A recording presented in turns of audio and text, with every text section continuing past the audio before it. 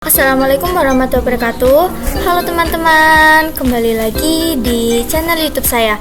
Nah, pada kesempatan kali ini kita akan membahas tentang bab 5, yaitu Mikrotik Akses. Langsung saja kita ke materinya. Nah, di sini kita yang pertama akan membahas metode akses router OS. Nah, untuk mendapatkan akses mikrotik baik dengan real drive ataupun router OS yang kita install di PC, ada berbagai cara akses metodenya. Beberapa aplikasi yang menjembatani akses mikrotik router OS, dan diantaranya adalah ada keyboard. Nah, keyboard bisa dilakukan jika kita memasang router OS pada komputer atau PC, yaitu melalui CLI. Lalu ada juga serial console. Kemudian remote server, yaitu telnet atau SSH. Kemudian Winbox adalah aplikasi yang paling familiar atau paling sering digunakan untuk melakukan akses router OS. Selanjutnya ada VTP, API, QuickSet, dan WFIC atau HTTP. Kemudian ada MAC-Ethernet, lokal, dan yang paling terakhir adalah Mikrotik Up. Untuk Mikrotik Up sendiri itu dapat diinstal pada Android atau iOS ya. Nah, selanjutnya kita masuk ke materi yang kedua, yaitu akses router port menggunakan Winbox. Nah, cara yang paling mudah dalam mengakses dan mengkonfigurasi router mikrotik adalah menggunakan Winbox atau Real Drive. Untuk aplikasi Winbox sendiri, dia available on Windows atau tersedia di Windows. Sedangkan terkait Mac OS dan Linux itu bisa menggunakan pihak ketiga. Untuk menghubungkan antar Windows dan laptop dapat dihubungkan menggunakan kabel LAN atau yang sering kita sebut dengan kabel UTP. Nah, teman-teman bisa perhatikan pada tampilan Winbox. Agar dapat mengakses, kita bisa memasukkan MAC address ataupun IP address, dan di bagian user kalian isi sebagai admin. Lalu untuk di bagian password kita kosongkan. Nah, langsung saja kita masuk ke prakteknya. Nah, di sini teman-teman bisa buka aplikasi Winbox-nya ya. Di sini saya sudah terhubung ke mikrotiknya. Nah, seperti yang saya bilang, untuk masuk kita perlu menggunakan MAC address atau IP address. Dan di sini mikrotik saya pada bagian IP masih kosong ya. Yang mana kita akan masuk menggunakan MAC address. Teman-teman dapat klik saja dan langsung klik connect. Di sini kita sudah berhasil mengakses mikrotik dengan menggunakan Winbox ya. Nah, selanjutnya kita masuk ke materi yang ketiga, yaitu menu hostname IP address pada Winbox. Nah, kemudian di sini kita akan membahas mengenai menu hostname IP address pada Winbox dengan langkah yang pertama, yaitu kita akan memberikan identitas nama router port, dan yang kedua kita akan memberikan IP address pada router port. Nah, jika teman-teman sudah memasuki aplikasi Winbox, di sini kita bisa di bagian kiri, lalu pilih menu sistem, kemudian identi. Ini teman-teman dapat mengisi sesuai keinginan teman-teman ya. Di sini saya isi dengan nama saya sendiri, yaitu Seviana. Jika sudah selesai, kita bisa klik OK. Di sini bisa diperhatikan kita sudah diberi hostname sesuai dengan apa yang kita inginkan. Nah, untuk memberikan IP address-nya, teman-teman bisa klik pada menu IP. Kemudian kita klik addresses. Nah, di sini masih kosong ya. Kita bisa tambahkan dengan klik plus ini. Untuk menambahkan IP-nya, lalu masukkan IP yang kita inginkan. Misalkan di sini saya akan memasukkan IP yaitu 192.168.1/24. Untuk bagian network kita bisa biarkan saja. Lalu kita bisa pilih port berapa yang akan kita sambungkan ke PC kita. Di sini saya pilih Ether 1. Jika sudah, kita bisa klik apply, kemudian oke. Nah, selanjutnya materi yang keempat yaitu pengenalan tampilan mikrotik pada Winbox. Nah, jadi pada bagian konektor merupakan langkah yang kita gunakan untuk mengakses router kita. Misalkan kita memerlukan dengan MAC address atau IP address. Nah, kemudian pada bagian login, ini adalah opsi user yang digunakan dalam mengakses mikrotik. Jika kalian belum pernah ubah, maka usernya menggunakan admin dan untuk passwordnya itu masih kosong. Selanjutnya ada menu identi. Ini adalah hostname pada mikrotik. Lalu ada vision, ini adalah versi image pada mikrotik.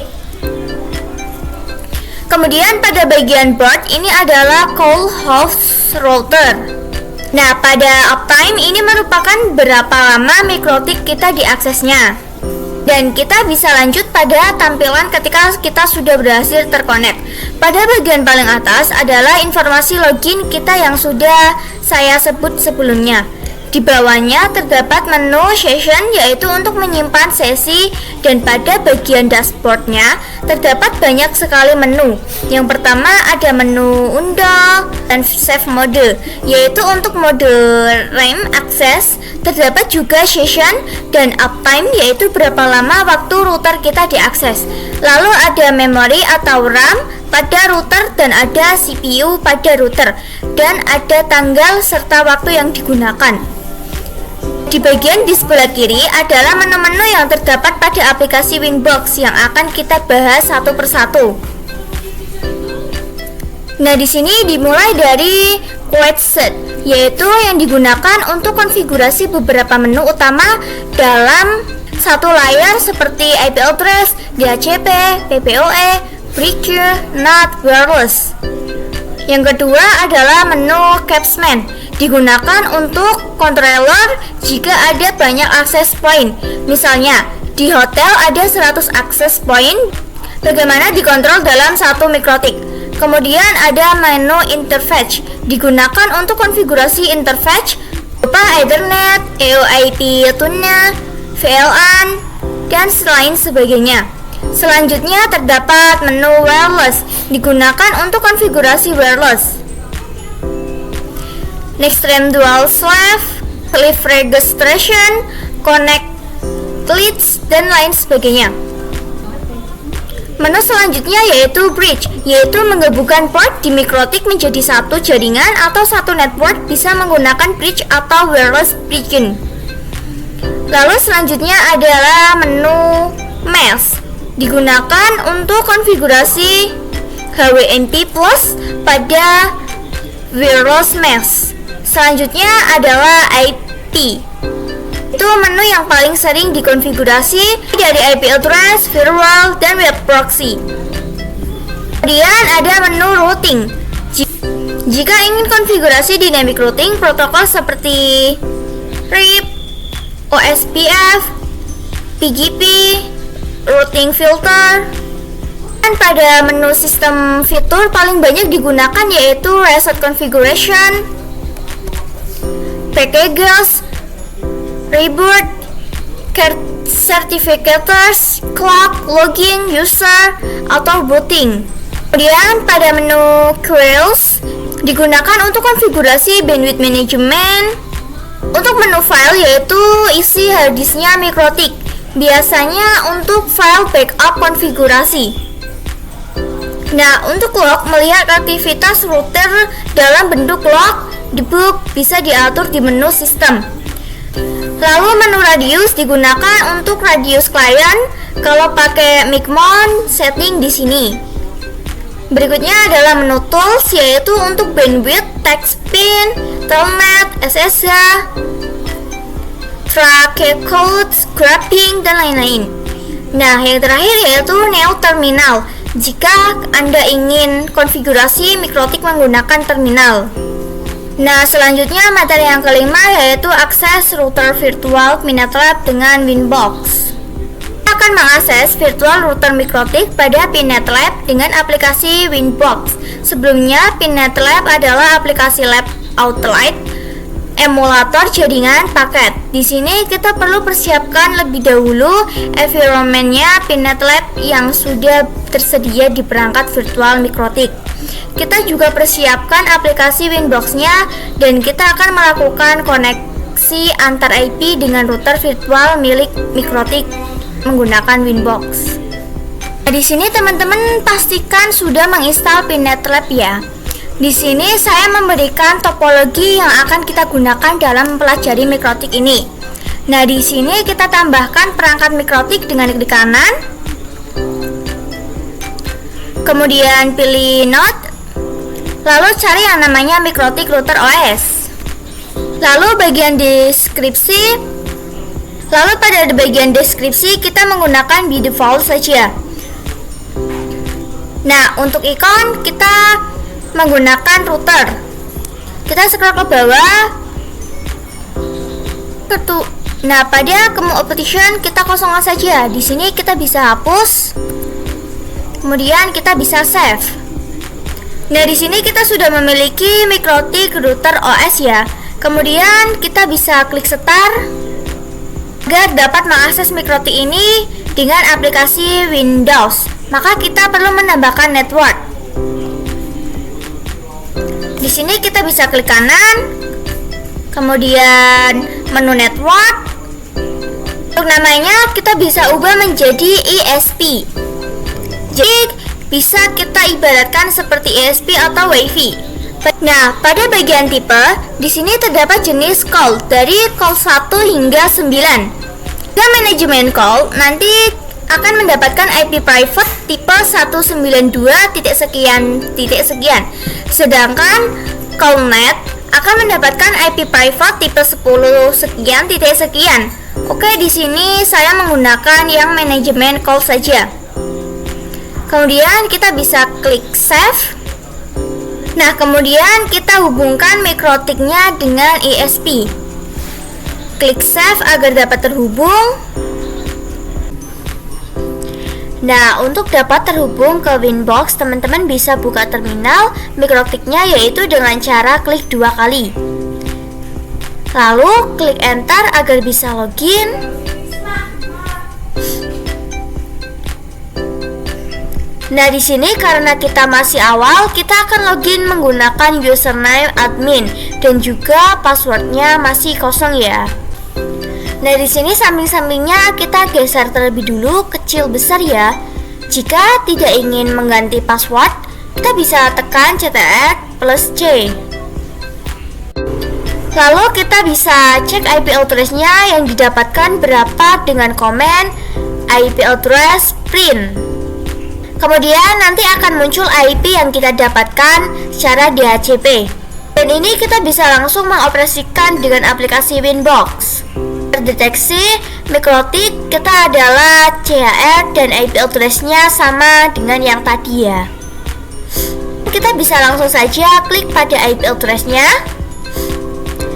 Nah, di sini untuk username menggunakan admin dan untuk passwordnya masih kosong ya.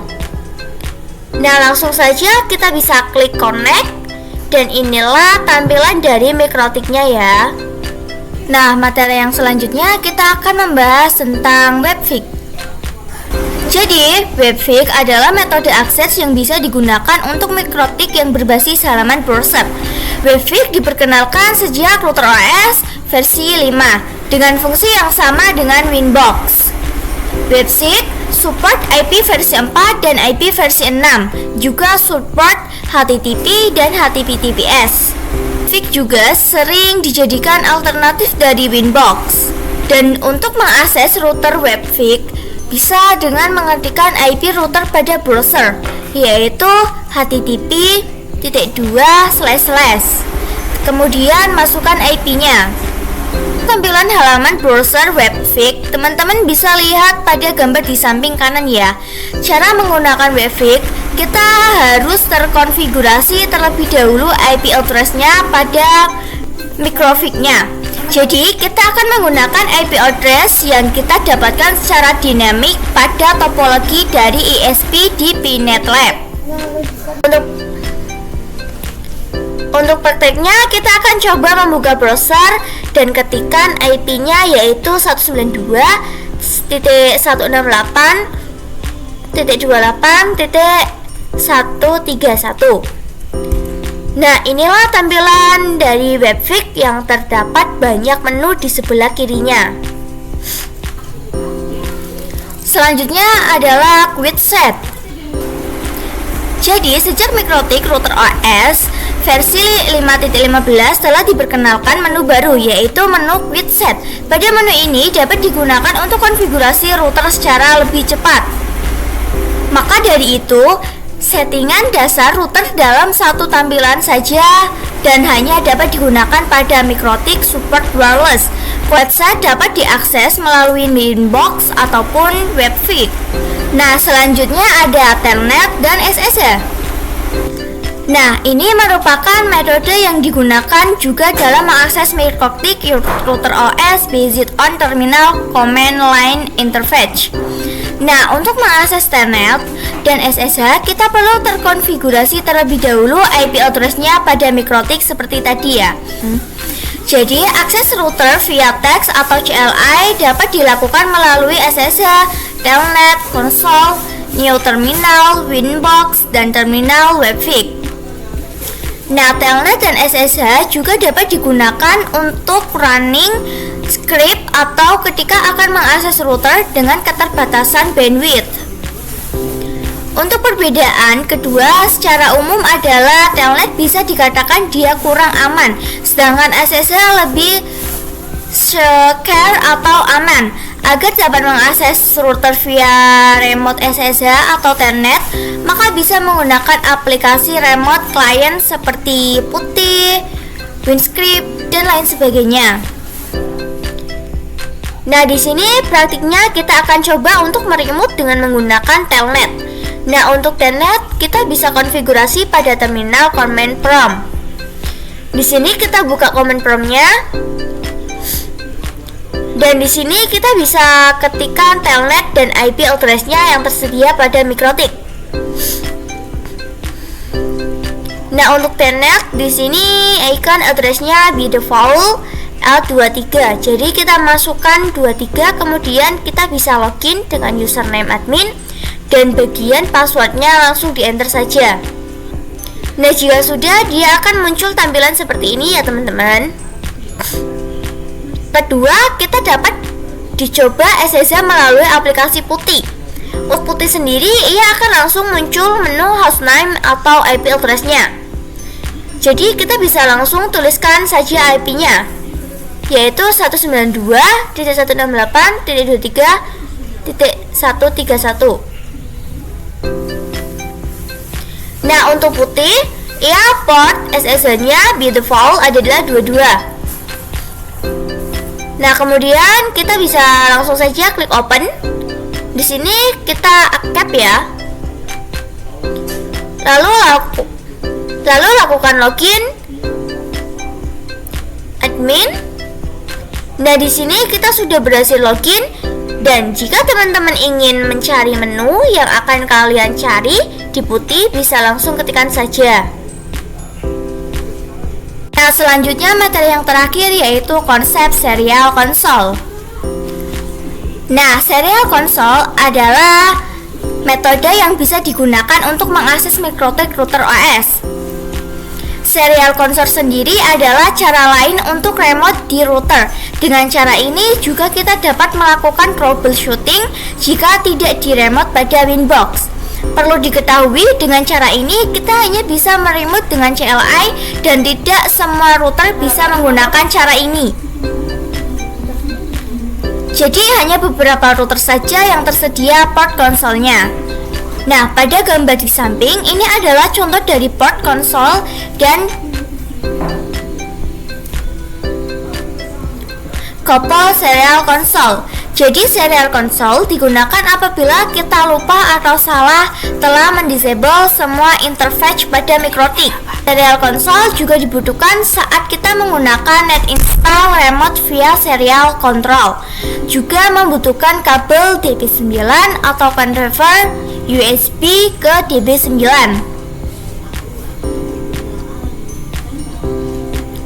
Nah, serta menggunakan program hyperterminal Bound rate 1.15.200, data bit 8, parity none, stop bit 1, dan full control none.